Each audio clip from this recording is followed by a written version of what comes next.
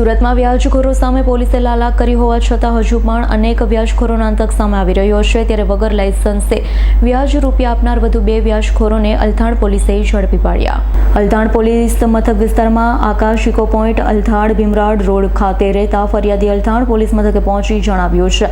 અલથાણ વિસ્તારમાં રહેતા પિયુષ પટેલ, રાકેશ પટેલ અને અલ્પેશ પટેલ તેઓને વ્યાજે રૂપિયા આપી મહિને 12 થી 14% જેટલું ઊંચું વ્યાજ વસૂલી સમયસર વ્યાજ ન આપવાથી રોજના 2 થી 3 હજાર રૂપિયા પેનલ્ટી ચડાવી ધાક ધમકી આપી જાનથી મારી નાખવાની ધમકી આપે છે। ફરિયાદીના આધારે સુરત પોલીસ કમિશનર, સંયુક્ત પોલીસ કમિશનર, સેક્ટર 2 નાયબ પોલીસ કમિશનર, ઝોન 4 મદદનીશ પોલીસ કમિશનર, H ડિવિઝનની સુરક્ષા અને સૂચના મુજબ અલથાણ પીઆઈ ડીડી ચૌહાણના માર્ગદર્શન હેઠળ 3 આરોપીઓ વિરુદ્ધ ગુન્હો દાખલ કરી અલથાણ પોલીસે વ્યાજખોર અલ્પેશ મંગળ પટેલ, રાકેશ ચતુર પટેલને ઝડપી પાડી બંને વિરુદ્ધ કાયદેસરની કાર્યવાહી હાથ ધરી હતી।